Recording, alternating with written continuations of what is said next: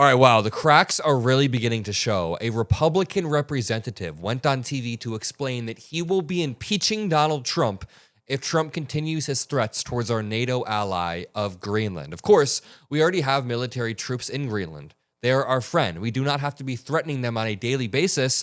And GOP Representative Don Bacon of Nebraska says he will be able to muster up enough GOP support to end Donald Trump's term early. That is what he says. He could end Trump's term. Keep in mind, Trump is already 1 or 2 seats away from being a lame duck president, meaning he can't actually pass anything long-term through Congress. It's largely the fault of Speaker of the House Mike Johnson, who has gotten his Republican caucus so out of control that Marjorie Taylor Greene resigned due to the Epstein files. A Republican representative in California unfortunately passed away, and there are reports that dozens more Republicans will be resigning. So just one or two resignations in Trump's term ends before the midterms even begin. Maybe it's because he's speaking like this about Greenland outside of the White House when he's supposed to be speaking about healthcare. Pull out of NATO if it doesn't help you acquire Greenland. If it doesn't lead to we're going to see. NATO has been dealing with us on Greenland. We need Greenland for national security very badly. If we don't have it, we have a big hole in national security, especially when it comes to what we're doing in terms of the Golden Dome and all of the other things. We have a lot of investments in military. We have got the strong. You know what? I was going to debunk this, but I want to let a Republican senator debunk this. So just think about this. Republicans in the House are saying, hey, we have enough support to impeach Donald Trump if he does this. Republicans in the Senate are saying, hey, the Trump aggression towards Greenland is not welcome, and we will make sure there are consequences towards Trump. So this could genuinely end his term. As a fiscal conservative, think about this.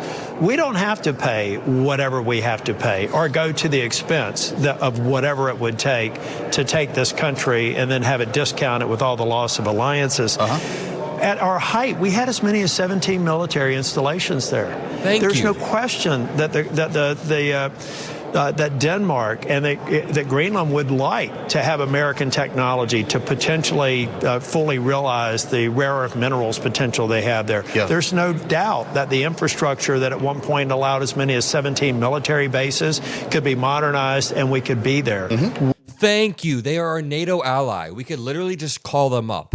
Trump's type of diplomacy is to bully every country with tariffs. He even floated putting tariffs on Greenland or Denmark earlier in order to get the country.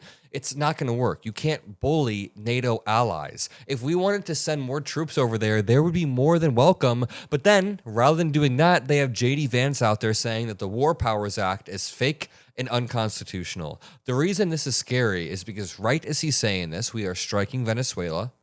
We might be striking other countries, and Trump is threatening Greenland. So J.D. Vance comes out there and says, actually, the president can go to war unilaterally. He does not need the authorization of Congress. Now, if they do something, if they continue to speak this way, that is when Representative Don Bacon, as I'll show you in a second, will go towards impeachment. So J.D. Vance is making the argument that will impeach Donald Trump. Than any disagreement in policy. If you look at the people who actually voted, every single one of them have supported the administration's plan.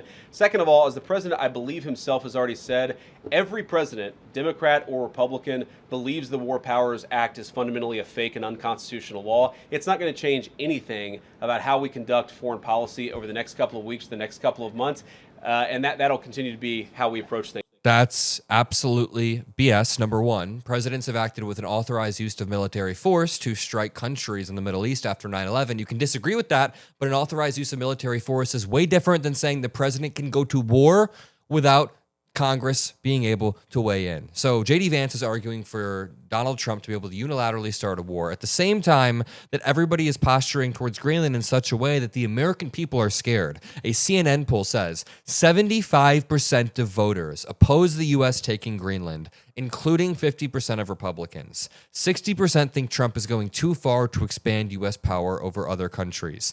58% oppose the U.S. controlling Venezuela post-Maduro, 57% think he has hurt America's standing in the world.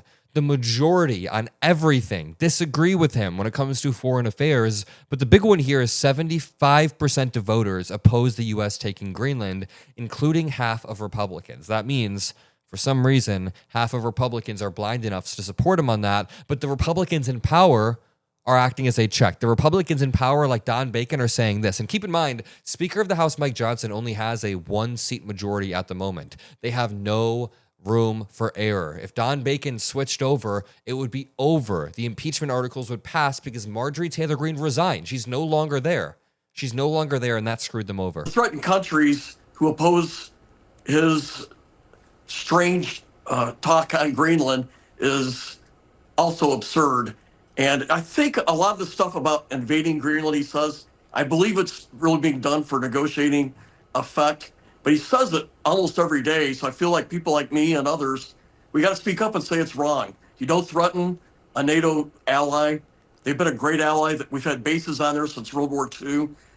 Denmark has fought with us by our side in Iraq and Afghanistan. So I feel like it's incumbent on folks like me to speak up and say that these threats and bullying of an ally are wrong. And just on the weird chance that he's serious about invading Greenland, I want to let him know that it would probably be the end of his presidency. Most Republicans know this is immoral and wrong, and we're going to stand up against it. So what would happen if he decided to use military force to take over Greenland? Well, I think one way or the other way, whether it's even Republican control or if it's Democrat control after November, I think it would lead to impeachment. I think it's invading ally, to me, is a high crime and misdemeanor. And we have a treaty. We have the NATO agreement and it would be basically severing this whole agreement and invading an ally, a democracy. It's immoral. It's wrong. It is a high crime and misdemeanor, he says. He says that they'd be willing to impeach Donald Trump. And just on a really broad scale, before I play this clip of Caroline Leavitt, on a really broad scale, invading Greenland would not protect U.S. interests. It might feel like a dopamine spike for Trump short term, but invading a country would undermine the U.S.'s status on the global stage. The U.S. has benefited from the global structure post-World War II that has maintained a certain level of peace. Yes, I understand that Vietnam happened, that wars in the Middle East happened, and other wars that we can point to, but a global conflict where the U.S. is getting pulled in, Europe is getting pulled in, and it's a world war that has been prevented due to NATO. Due to Article 5 of NATO, which says that countries will protect other countries in the alliance if one is invaded. If one is invaded, you fuck with everyone in NATO. So now, if Trump invades a NATO ally, that means Article 5 is dead. That means countries can invade other countries now. Russia aggression will ramp up. Chinese aggression will ramp up. Europe will get defensive, and then it'll just break out into chaos that destabilizes the global order and ends up reverting back to a pre-World War II era where we could just, start an entire global war with no defense mechanism. We don't have France and Germany as allies. In fact, France and Germany are mobilizing troops to protect Greenland right now. And as this is happening, Caroline Leavitt is defending Trump for saying that he wants to cancel the election, or he says that he should cancel the midterm. My question is, President Trump has talked twice in recent days, once at the Kennedy Center and then to Reuters again last night, about canceling the election. Why is he talking about this? I believe you're referring to the president's interview at Reuters last night. I was in that interview. It was a closed-door interview. Obviously, there was not audio or video. The president was simply joking. He was saying, we're doing such a great job. We're doing everything the American people thought.